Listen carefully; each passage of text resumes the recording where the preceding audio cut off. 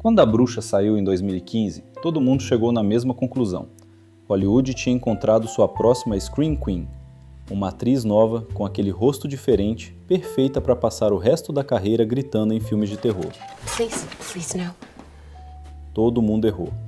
Em menos de 10 anos, Anya Taylor-Joy fez comédia de época, minissérie de xadrez, épico viking, sátira gastronômica e filme de ação, e foi convincente em todos. Essa é a história da atriz que ninguém conseguiu definir. É fácil entender porque o mundo chegou na conclusão errada. A Bruxa acompanha uma família puritana no século XVII, sendo consumida pelo medo depois de se isolar numa floresta na Nova Inglaterra. É terror lento, denso, sem sustos convencionais, o tipo de coisa que assusta pelo clima e não pelo barulho. Anya tinha 18 anos, era completamente desconhecida e carregou o filme inteiro nas costas como Thomasin, a filha mais velha. Cada cena em que ela aparece tem uma tensão silenciosa que vai crescendo sem você perceber. Ela não precisa fazer muito para comunicar muito. Os olhos grandes, a expressão que oscila entre medo e determinação, uma presença que a câmera simplesmente ama. A Bruxa virou cult instantâneo e todo mundo bateu na mesma tecla. Essa menina nasceu para fazer terror. Ia ser a próxima grande Scream Queen de Hollywood. O problema é que ela tinha outros planos. Outro thriller. Mais uma vítima em perigo. Fácil de interpretar como confirmação da narrativa, mas quem assistiu com atenção percebeu que estava acontecendo algo diferente.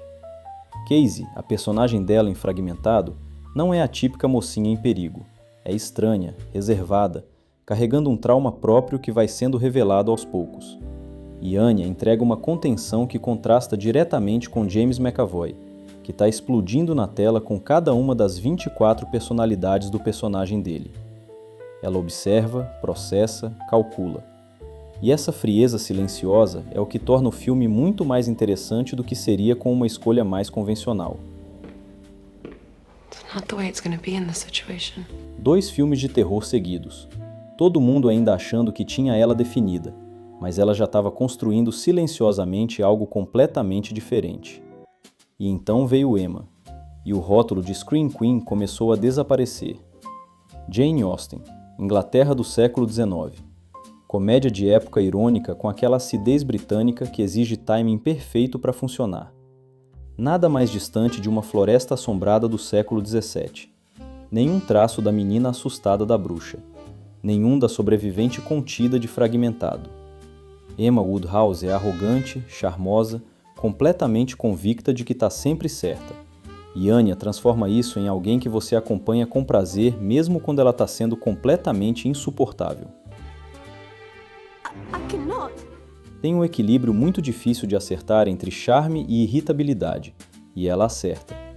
É o tipo de performance que faz você perceber que o que você estava assistindo nos 2 filmes anteriores não era uma atriz de terror.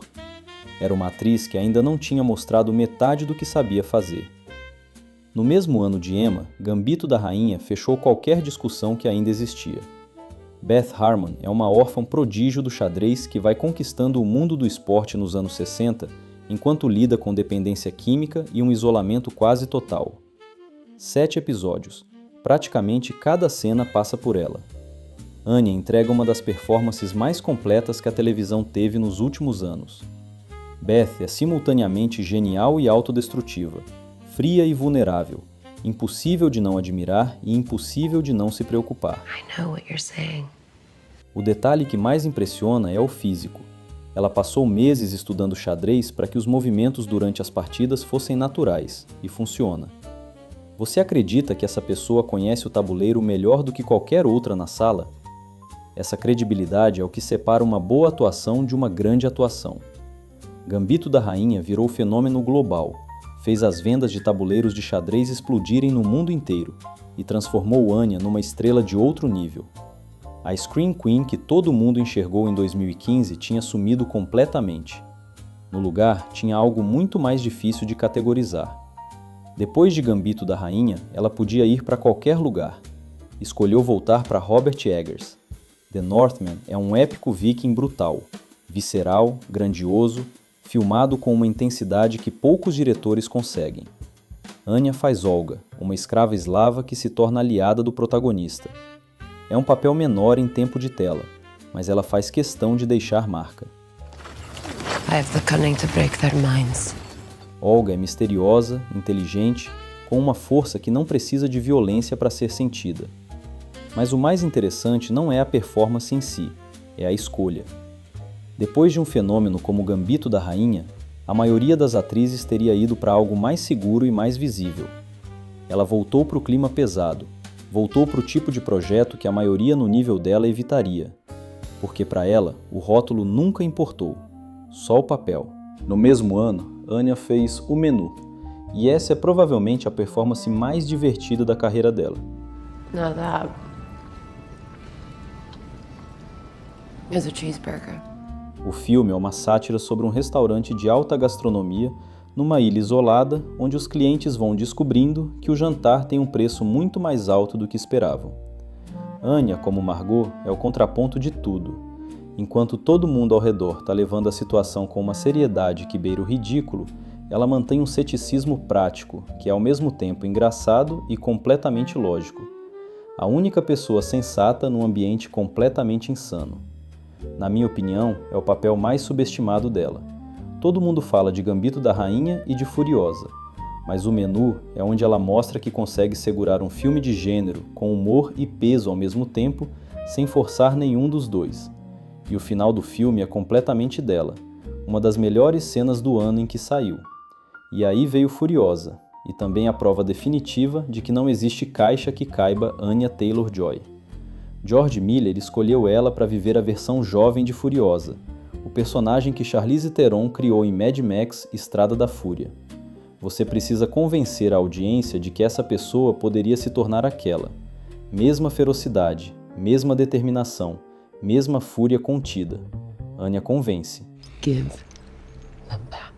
I can't! Ela não está imitando a Charlize, está construindo o personagem de trás para frente, mostrando de onde aquela mulher veio.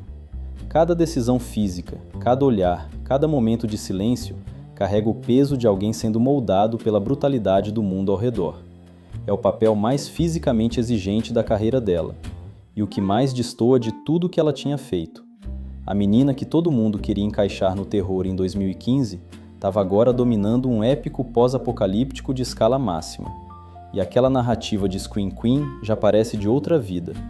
No fim das contas, a carreira de Anya Taylor-Joy não é sobre a soma de seus personagens, mas sobre a recusa em ser apenas um deles.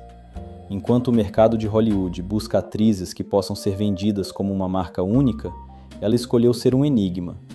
Ela provou que, na era do algoritmo, a estratégia mais arriscada e, ao mesmo tempo, a mais inteligente é justamente não se deixar definir. Ela não é a Scream Queen, não é a musa dos autores, não é a estrela de blockbuster.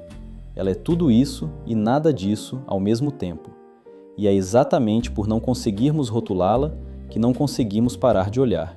Afinal, em um cinema cada vez mais previsível, o que a gente realmente quer é ser surpreendido. E honestamente, com uma carreira que já passou por todos esses gêneros antes dos 30 anos, a pergunta mais interessante não é o que ela já fez, é o que ela ainda vai nos surpreender fazendo.